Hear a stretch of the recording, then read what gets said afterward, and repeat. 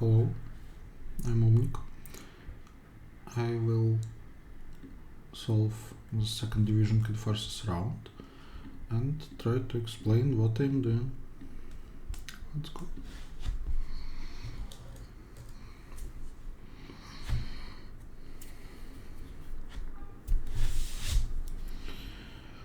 Problem A, we are given a sequence of ones and twos. We want to find the smallest such integer k, so that product on prefix of size k is equal to product on suffix of size k. At first I thought that it's sum here. It still will be solvable. Will be a bit more interesting problem, but for this problem ones do not change the product, so we just want to split all the twos into two equal parts, and yeah, we just count, find the position of all the twos. If there is odd number of them, then it's impossible. Otherwise, we should split just after the if we have 2m twos, we should split after the m's occurrence of 2, except when there is 0 of them, then we cannot take empty prefix, which still it fits all this, it fits the product part, but it doesn't fit this part. So we just print 1 in this case, thankfully it is given in the sample. Weird problem, but okay.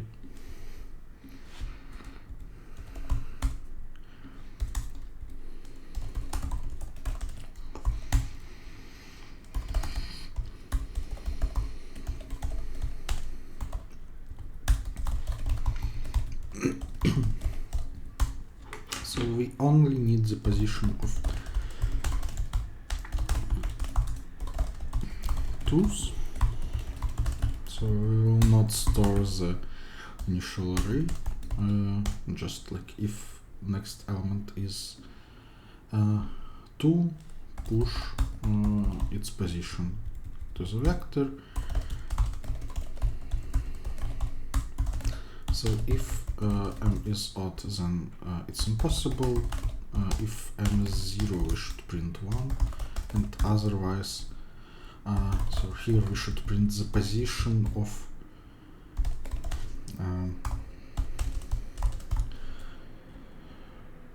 this element, I think. Here we should print 1. And here we should print something -1, right? Impossible.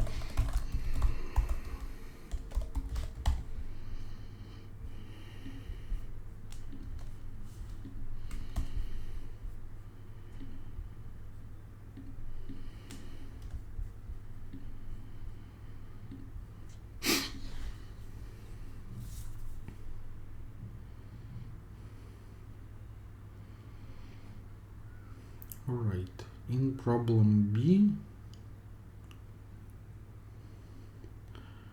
we're given a number n, which is not very long for some reason.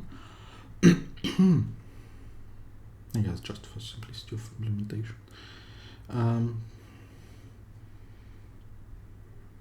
We want to represent it as a sum of two numbers, such that sum of digits of those two numbers differ by at most 1.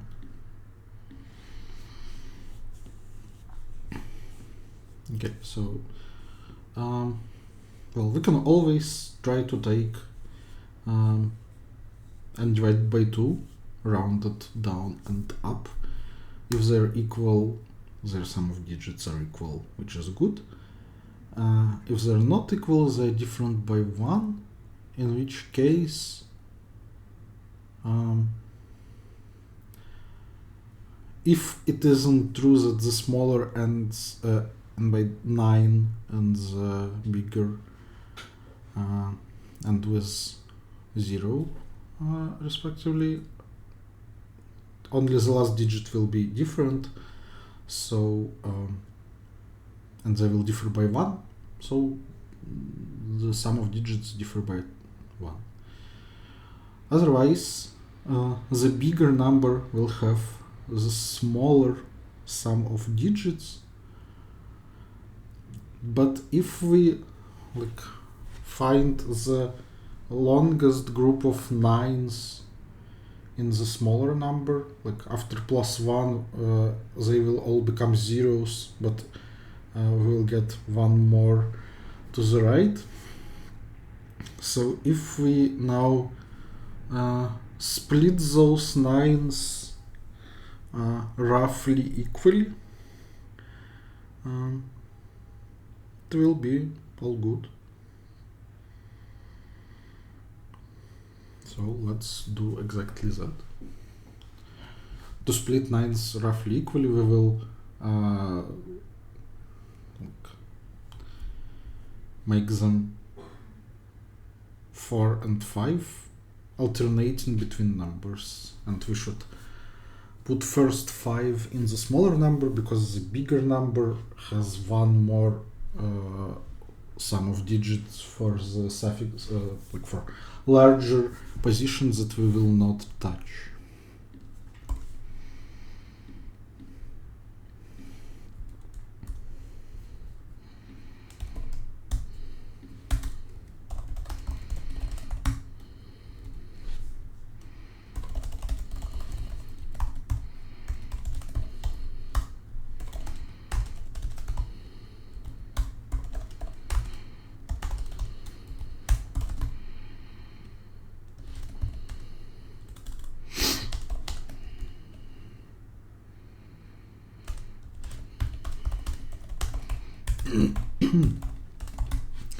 So if our numbers are equal or the last digit of the smaller number is not 9, then just print those two. And that's it. We can print any answer, right? Yeah. Otherwise, while the last digit of x is equal to 9, we will know that the last digit of y should be 0, and let's just remove those last digits and increase k. So we will count the length of that interesting suffix.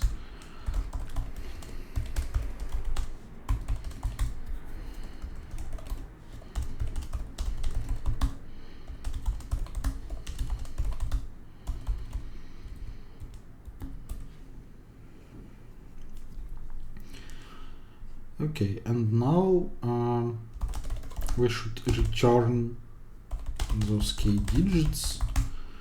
To return a digit, we should multiply the current number by 10 and then add this new digit. But I said that I want to alternate between numbers, so let's just swap them here.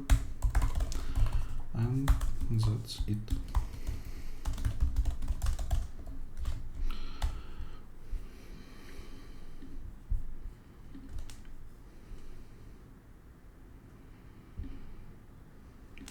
This looks good.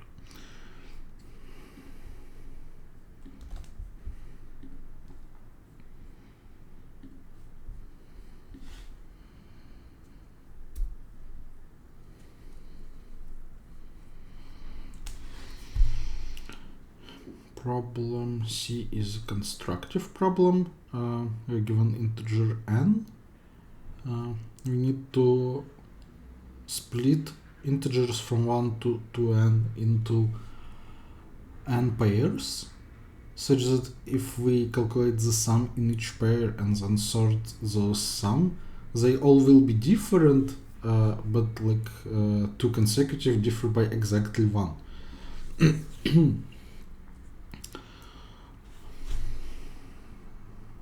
Well, it shouldn't be always possible, right? So when it is surely impossible, let's calculate the sum of all numbers from 1 to n. That's 2n times 2n plus 1 divided by 2, so it's n times 2n plus 1. Alright, if we have like after we calculate the sums in pairs, we will have n numbers, and they will be like arithmetic sequence with step 1.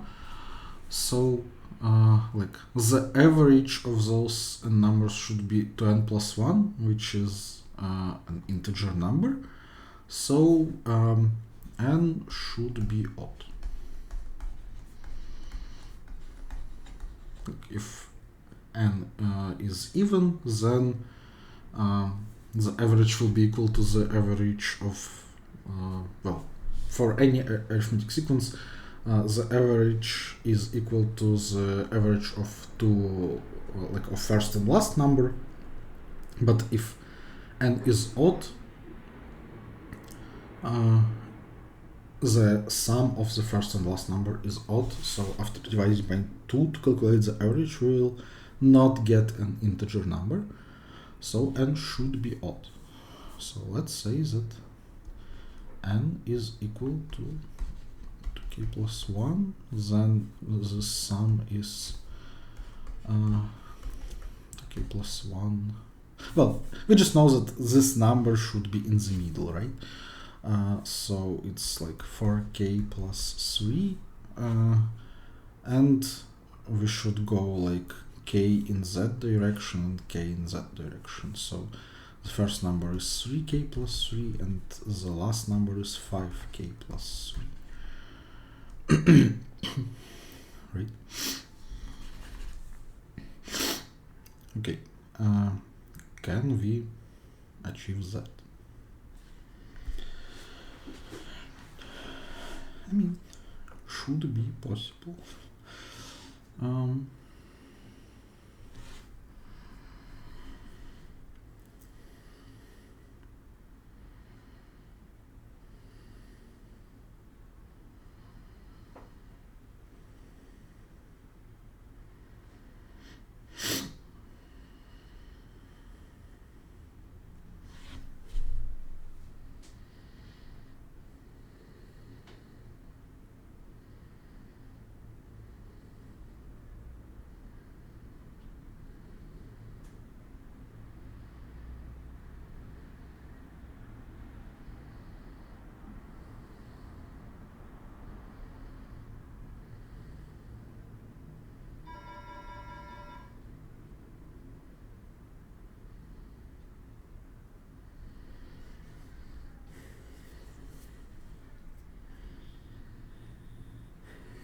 Okay, how do we do it for small n?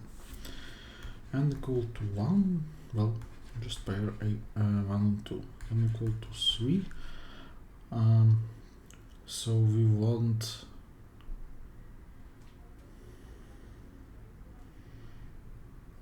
to get 6, 7, 8. For example, this is 2 plus 4, this is 1 plus 6, and this is 3 plus 5.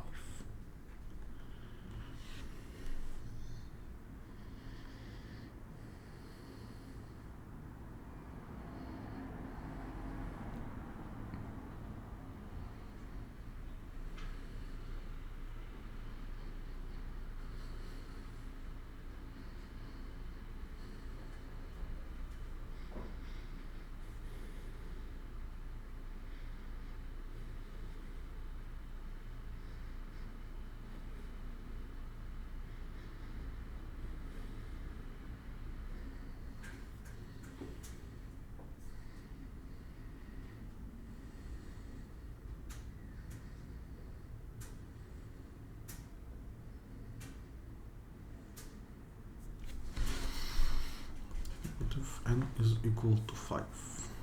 Now we want 10, 9, 12, and 13 here.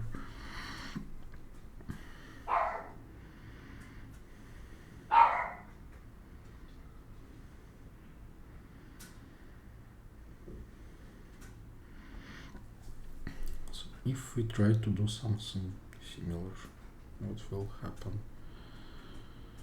Let's say that this is 1 plus 10,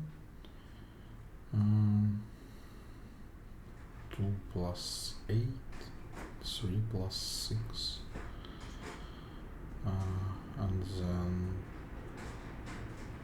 well, I guess 4 here, 9, 5, and 7 here. Okay, so we kind of like go in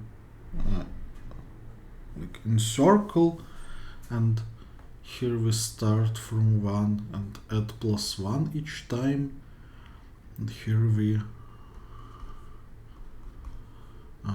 subtract 2.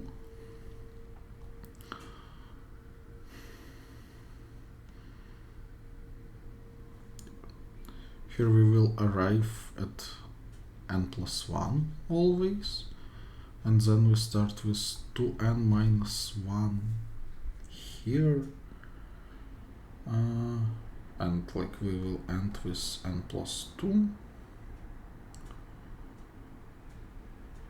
So this is 1 and 2n.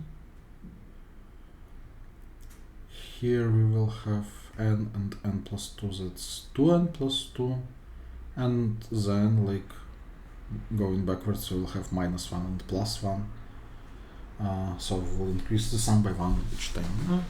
Okay. And what should we print? Just pairs. Okay.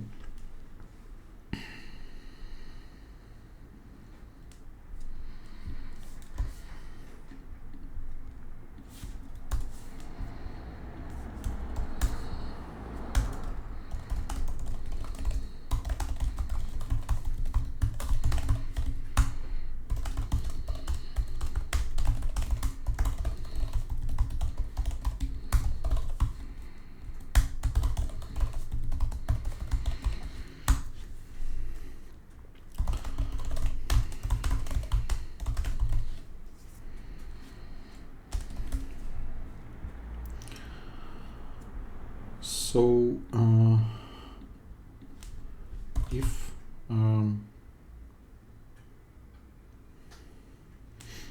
times I minus 1 is at most n, we are in the left half, and we match our I with so we match 1 with 2n, and then minus 2 each time, so it's 2 times n plus 2 minus 2 times I.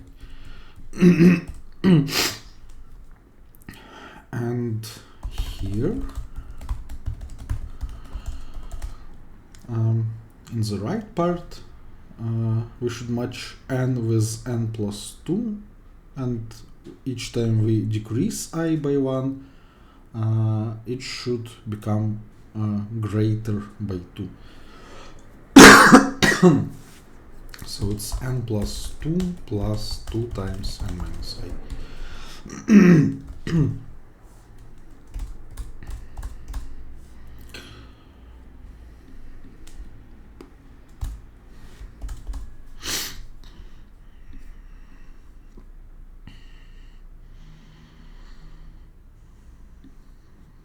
Yeah, that looks good.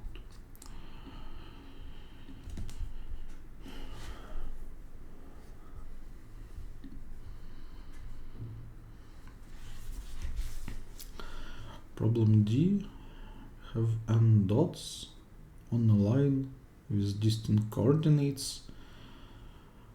Each dot starts moving simultaneously with the same constant speed.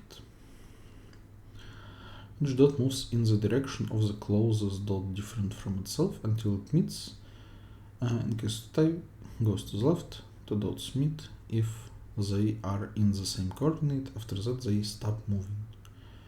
After enough time, every dot stops moving. The result of a game is the number of distinct coordinates where the dots stop. Because this game is too easy, calculate the sum of results when we play the game for every subset of given n dots that has at least two dots. Modulo Samson.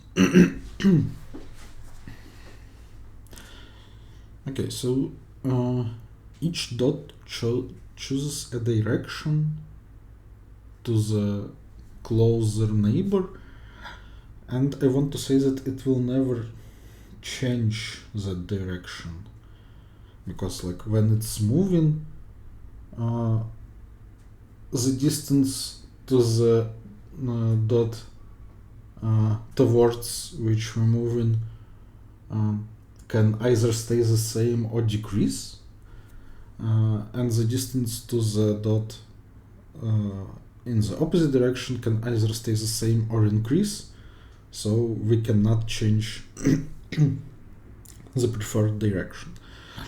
So they just choose the directions and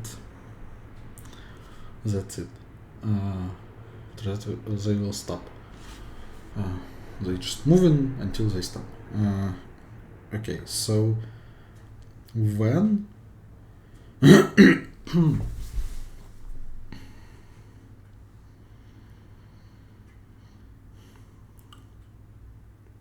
how to calculate the result, like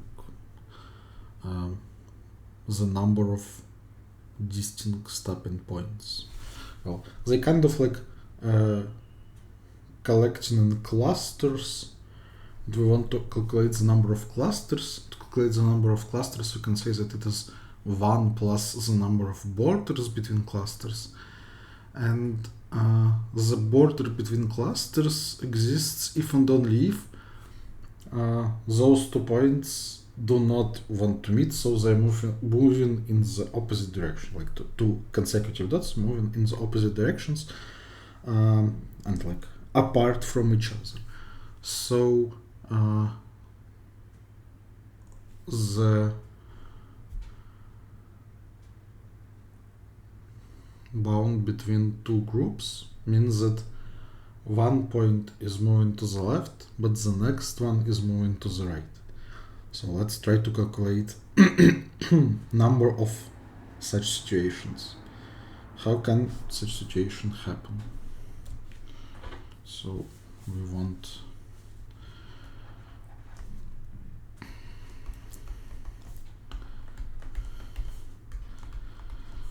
so like start moving to the right, this one to the left, and this one to the right, to the left, to the right, to the left. Do we want to calculate the number of such positions? Let's try to iterate over 2 points that will create the split. And so look, now I want to calculate the number of ways to choose the set of points such that these two will create a split, and then I will sum it up over all the pairs. So like it is a standard trick for counting problems. Basically we are asked to calculate like sum over sets f of that set, which I then say that is equal to sum over sets of 1 plus sum over 2 pairs like where u is a split. Like 1 if it's true and 0 otherwise. And then I want to change the order of summation. So like over the split for this set, over the pairs I want to calculate the sum over all sets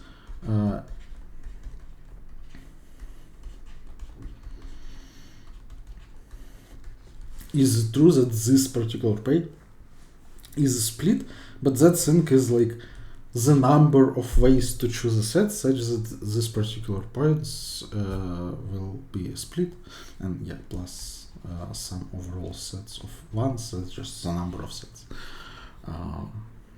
That's easy to calculate. Okay, so now I want to calculate this sum that became internal sum for each pair, and let's try to understand like how can we write this property.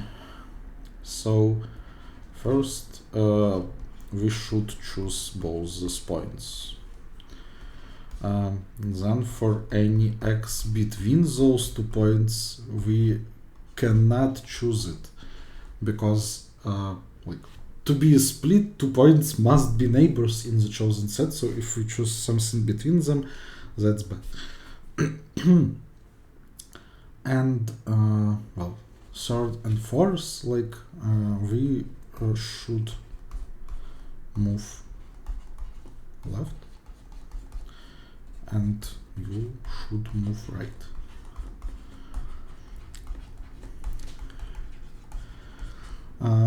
But like first two things guarantee that the right neighbor of v is u and the left neighbor of u is v. So if we look at v and u, we want to make sure that v moves to the left. Okay, so the distance to the closest point to the left should be not greater than the distance to the u, but this thing is fixed. So we are kind of interested in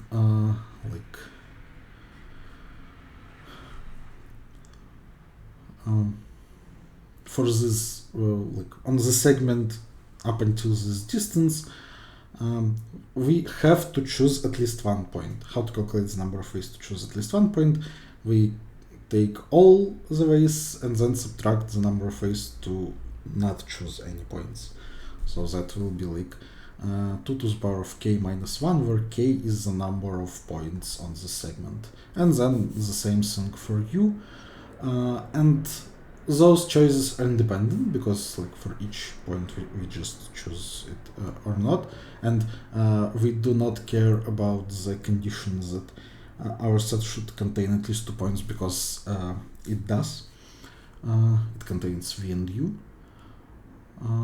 And so yeah, that's the solution. So we iterate over all the pairs, then we need to calculate the number of points here and here, and like multiply some powers of 2. So we calculate the number of points here, here, here, and here, and from this 2 we take 2 to the power of k minus 1, from this 2 we just take 2 to the power of its size, and just multiply all those numbers. How to calculate the number of points here? Well, we can like find these borders with lower bounds, but we can actually do it in like kind of constant time, or like in total in n square, if we apply 2 pointers, for example. So we can kind of like fix v and then run 2 pointers, like one will fix u and the other will maintain this border, and we'll be able to calculate the number of points here and here, and then like for say that we have created the answer for pair vu, and we will multiply that answer by 2 to the power of length of this prefix and 2 to the power of length of this segment minus 1, and then do the same thing in like in the other order for fix u and then 2 pointers on v and like this border. In total it will be n squared. Yeah, and to calculate powers of 2 fast, we will just pre-calculate all of them. We only need powers of 2 up to n, just pre-calculate all of them, and that's it.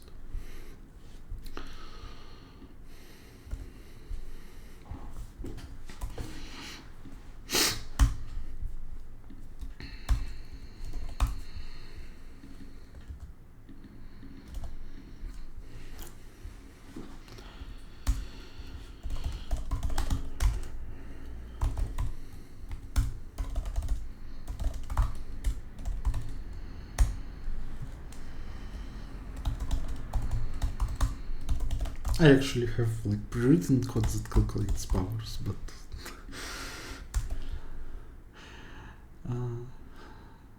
I think I can do it by hand.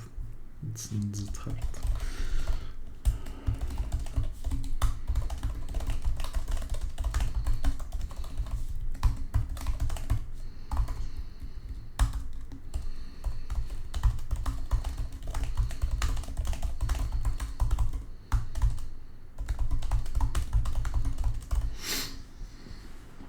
Done.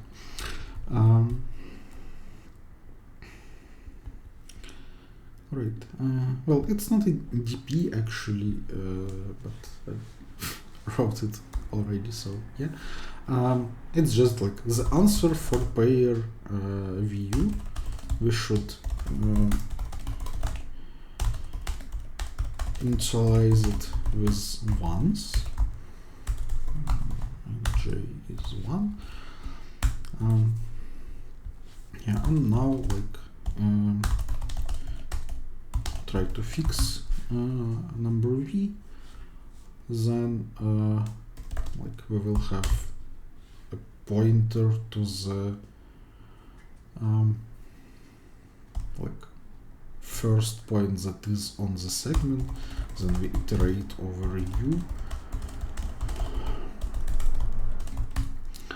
And so while there are more points to the left and the next one is closer to v than u, so like a of v minus a of p minus 1 is at most a of u minus a of v. We should be careful here because like we know that for equality we move to the left, so in this part it should be non-strictly less, but in the other part it will be strictly less. So we will do p minus minus here, and now say that dp vu should be multiplied by so there are p points to the left of our border and there are v minus p points to the right. And now do the same thing in the other direction.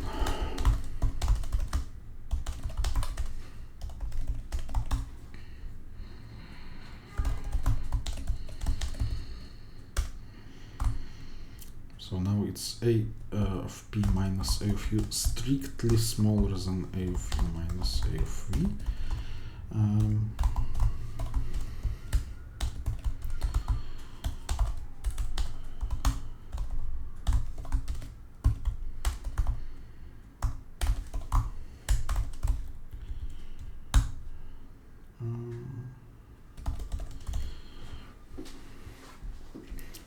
Okay, so we should add 1 for each subset, but we should do it only for subsets of size at least 2. So it's like this. And now add the things that we calculated for all the pairs.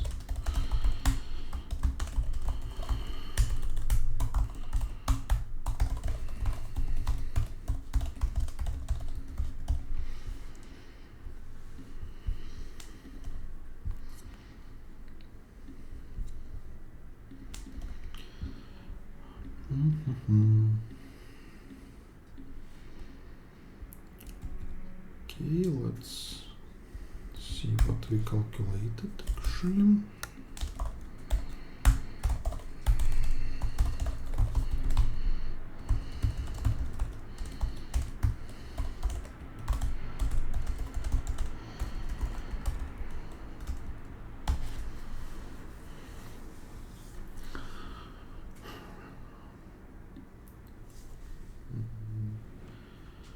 Zero, 1, we say 0 because they're very close and well, this point just cannot move to the left, so yeah. This also sounds kind of stupid, like for the last point it cannot move to the right. how did we manage to make it move to the right?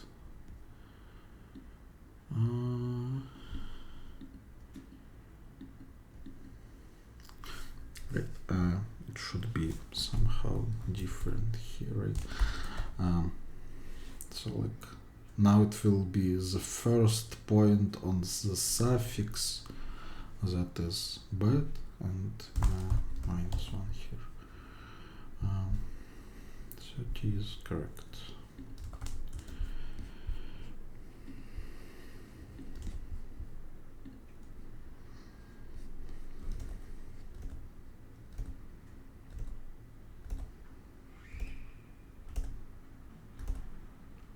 It can get stale because 70 not under 64-bit compiler, so I'll wait for the vertex. No, it's fast. Okay. 2 more problems. In problem E, we have an array, set of segments satisfying the following condition. It's a segment, no two segment intersect, and on each segment the sum is non-negative. Okay, the segment has a length. F of s is the sum of lengths. What is the maximum f of s? So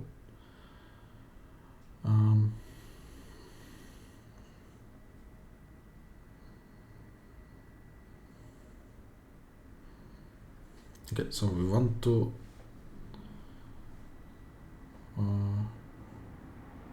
choose some non-intersecting segments with maximum total length such that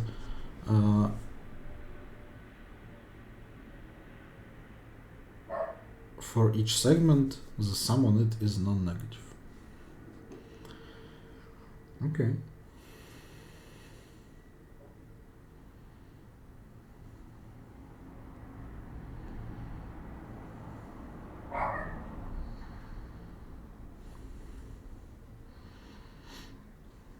Well, that sounds easy, no? Like,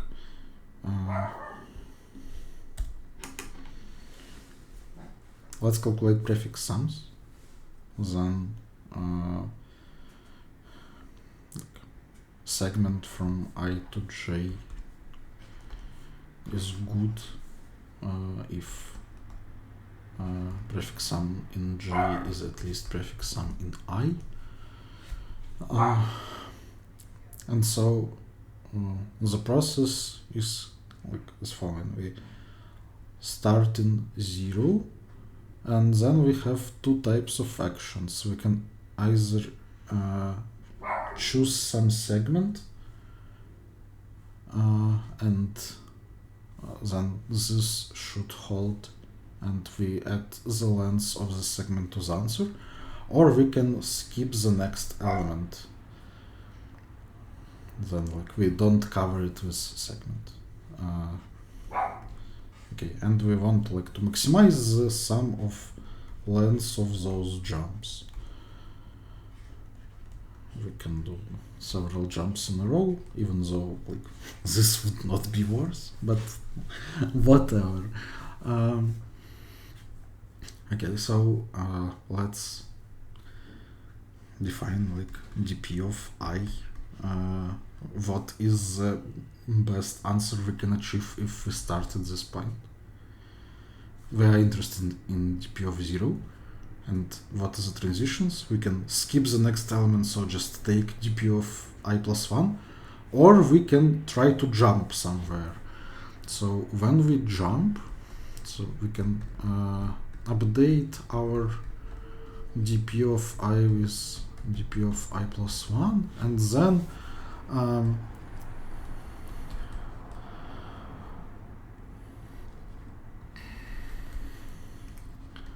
take maximum over all j that are greater than I. We can only jump to the right.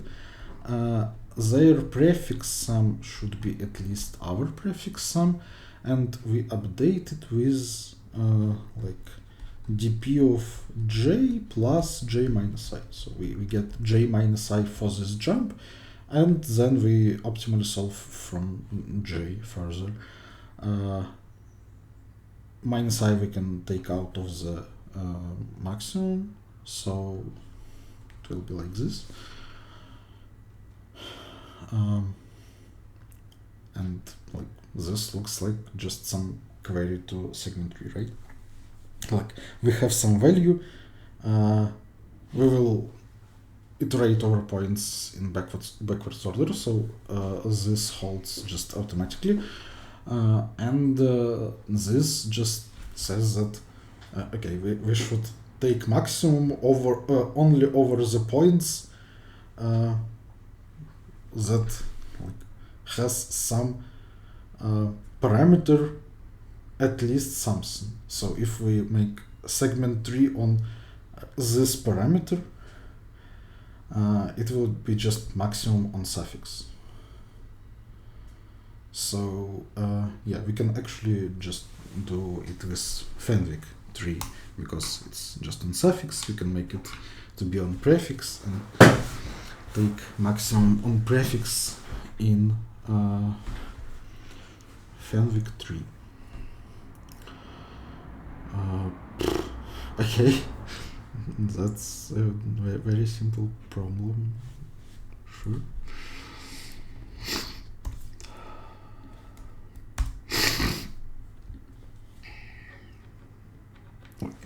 I think that D is much harder, even though like it was easy for me, but I acknowledge that the method is not trivial, but like this is really simple.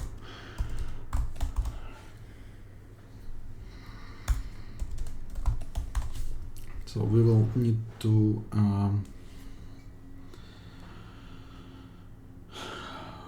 compress coordinates.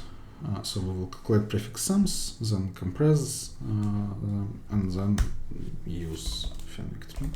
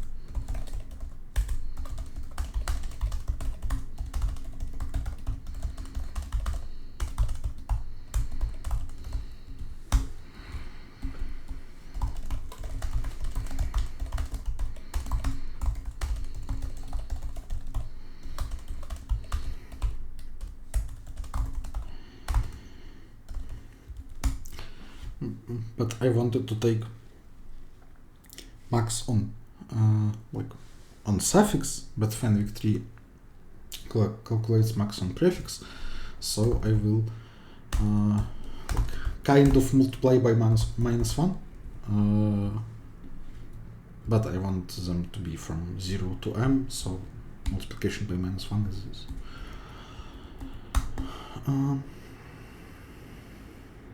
Yeah.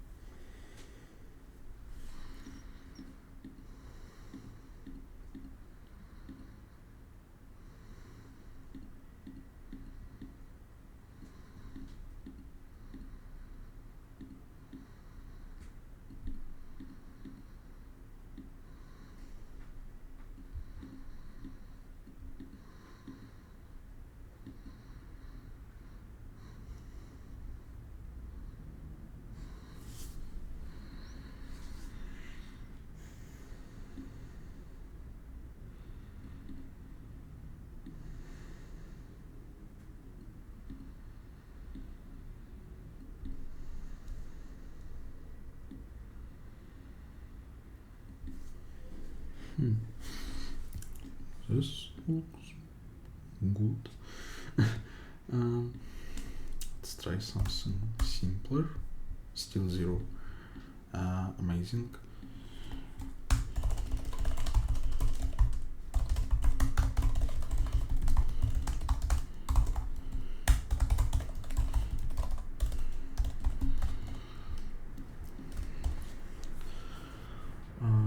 So yeah, 0, 0.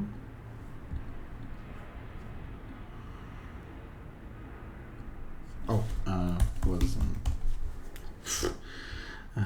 Okay, now it is correct, right? 4901. Good.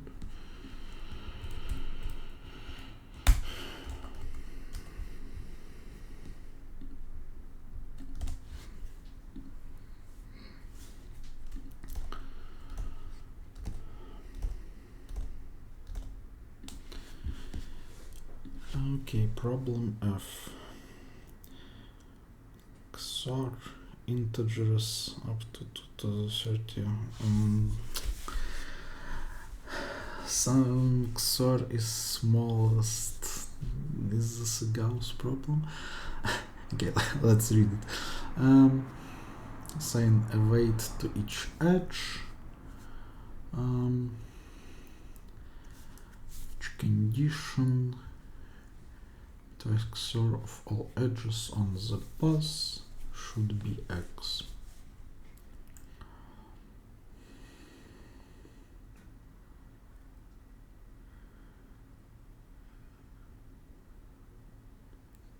XOR of everything is the smallest.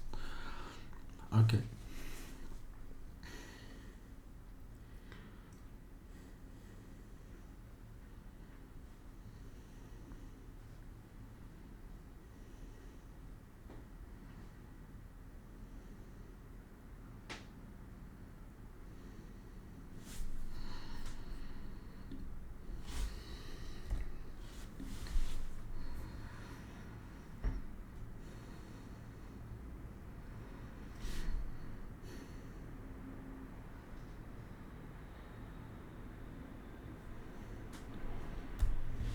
This sounds... It probably uses the idea that is well known. Okay, let's root our tree somewhere. And well, suppose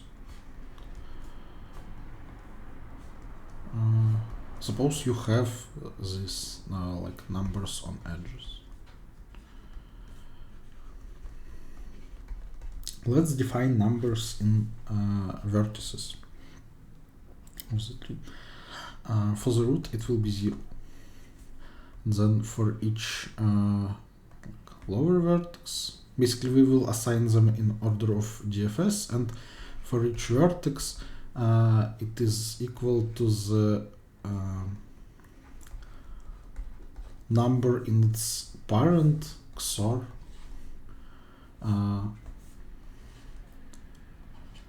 number written on the edge. So in each vertex the number will be equal to XOR of all the edges from root to this vertex. Then if we want to calculate XOR on a path, like of A on a path, I state that it is equal to XOR of numbers written in two endpoints.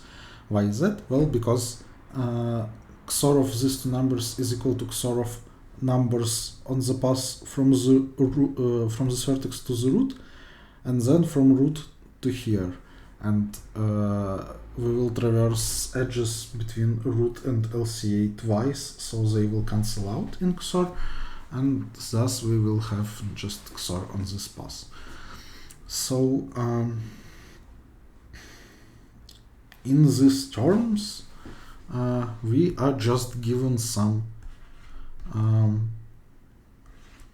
like all our queries or like conditions that should be true. Like, what are the conditions for two vertices? We take bitwise XOR on edges on the shortest path, and it should be equal to x. So we just have like this thing. Okay, so now we will construct another graph on like an edge will correspond to each condition, and it will be between vertices v and u, and there will be x written on this edge. Then what does this graph like symbolize? If we set a value in one vertex, we can then like go along the edge, and thus we will know what is the value in the other vertex. It will be just like XOR of this value and the value written on the edge. So for each connected component, if we set one value, we will be able to understand all the values.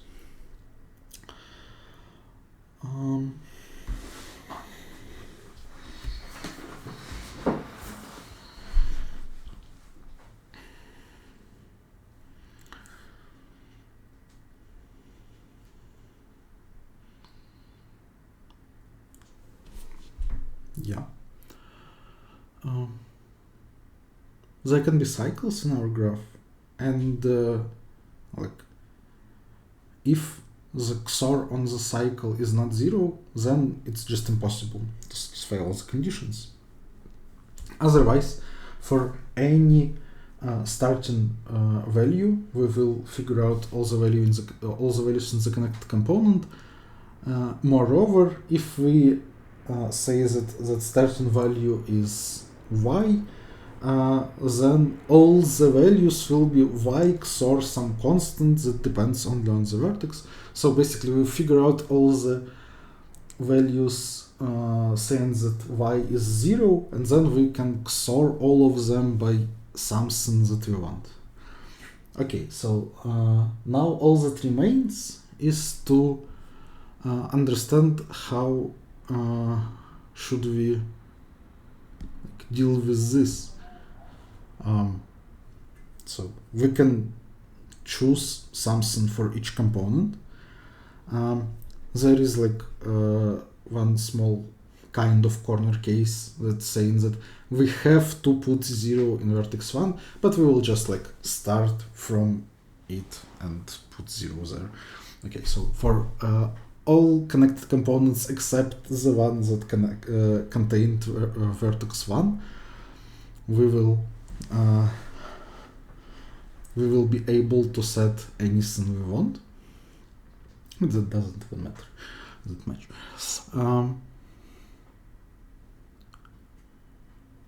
And now we have to try to make XOR of this, like all the values that we like should set on edges to be as small as possible. Oh right, I just said that like we make this transformation, but now like from values B you can restore values A just as XOR of two values in the endpoints, and so like if we choose any values of B, we will be able to restore values of A. And moreover, that restorage is just like XOR of corresponding like values for corresponding nodes. Okay, so let's write it that way. So for example, for this tree, so this is B2, B3, B4, B5, B6. So A1 is B1 XOR B2. Then we XOR with A2, which is B2 XOR B3, and so on. Then we can open the brackets and like remove the pairs of equal elements. Basically, we will get XOR of all vertices with odd degree. We can see that the number of times each vertex appears here is its degree, and so it will not cancel out if you don't leave. The degree is odd. For the particular tree, I have drawn all the vertices has odd degree, I think. Yeah, but it's not always the case. And so then like for each connected component, we can look at the vertices that are like in our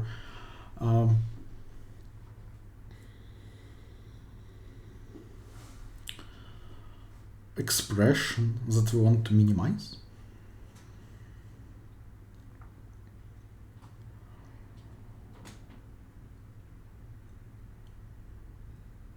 And then we want to choose the value for each component to XOR with, so that we minimize that value. So basically we can like say that value in each vertex is like some value for component XOR constant for this vertex. Then substitute it here, and we will get like some XORs of value for some components XOR some constant. If all the components eliminate each other, then we just cannot do anything. That sync is the answer. Otherwise, we will just set one of those components to that constant and all other to zeros, and that will make all edges to be zeros. We should actually print the answer, right? Yeah, okay. That's whole solution. Yeah, the contest is a bit like on the easier and more standard side.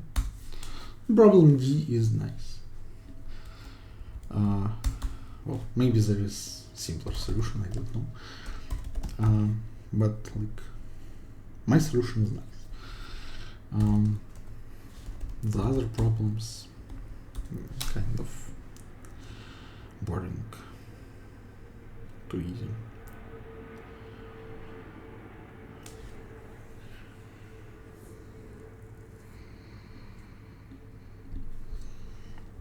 So we don't even need to like actually construct the tree. We just know that it is possible to do. So we will store edges. But what we want to do is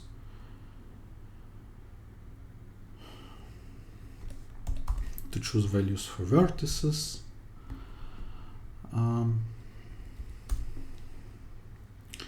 Right, and then we will choose values for components.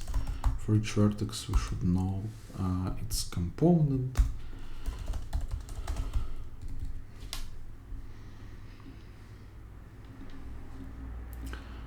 And we don't actually have to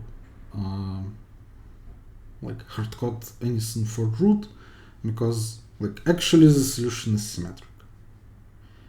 We just say that like we should put values in vertices that defines values on edges, and that's it. Like now it is not one-to-one correspondence because we have more vertices than edges.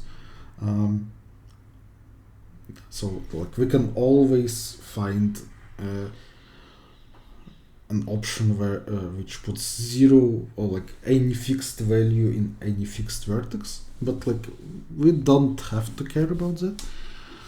So now we like don't choose the root, just set values in vertices, then value in the edges XOR of the endpoints.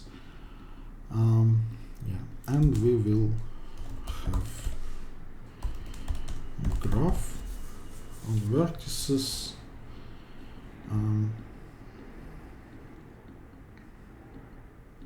Yeah.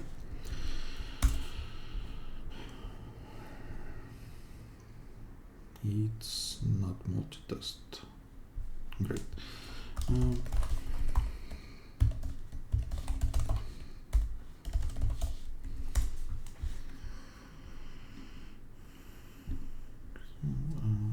And then 3.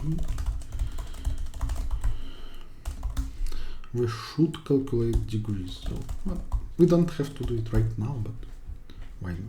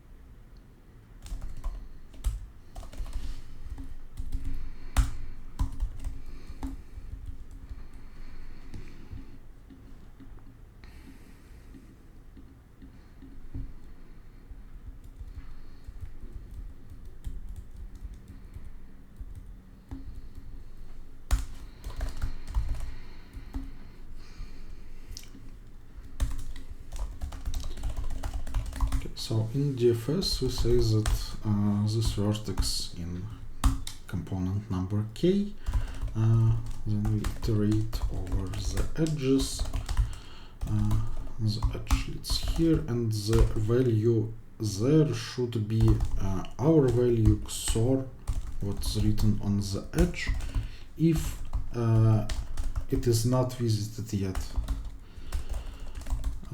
Then we just say, okay, then its value is equal to that, and just run DFS from it.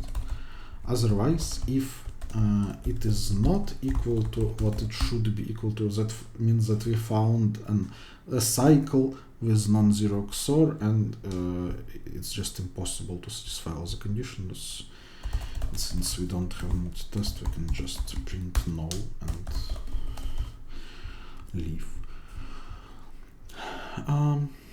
Great, so we have done that. Now we just running through all the edges.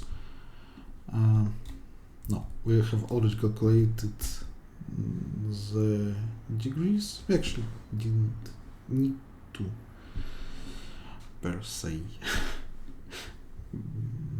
Yeah, sure. So yeah, let's iterate over all edges, over all endpoints of all edges actually. This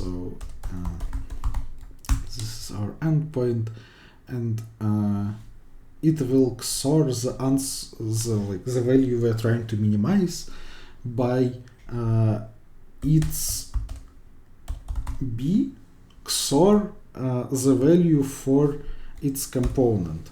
So we say that we XOR the answer by value for this component one more time. And so then we are interested only in the components for which we do it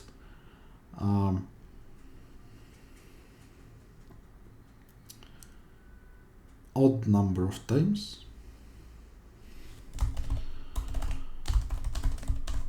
But actually we can just write something like this.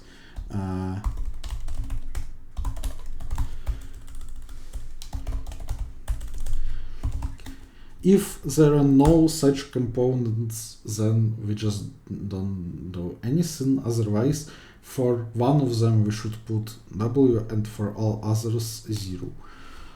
So yeah, otherwise we just say that Ci is equal to V and V is equal to 0. And we are done. Now we know the value for each vertex. It's B of V XOR C of cal of V, and just print the value for each edge now.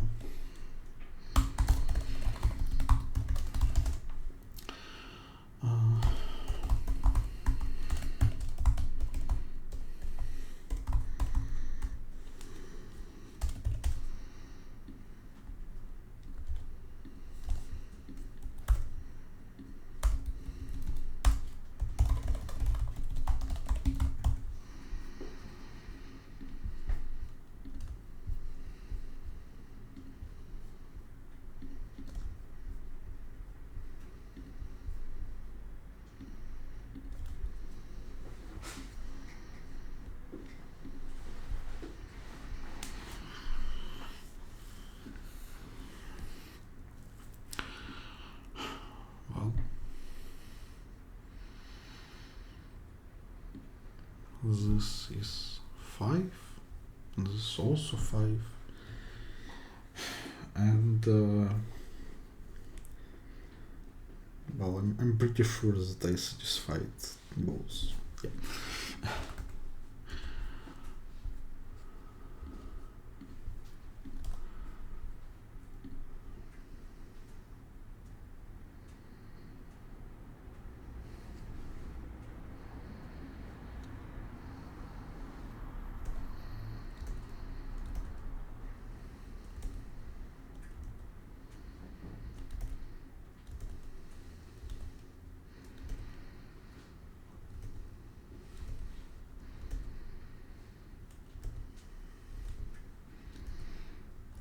So yeah, a very simple round. I would expect top participants to solve everything in 30-35 maybe minutes.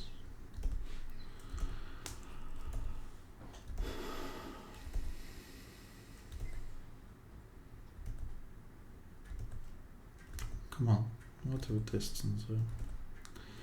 It's correct. Trust me, I'm a dolphin.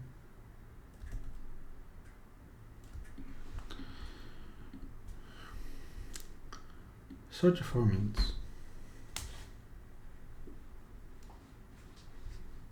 Foolproof assessment. Amazing.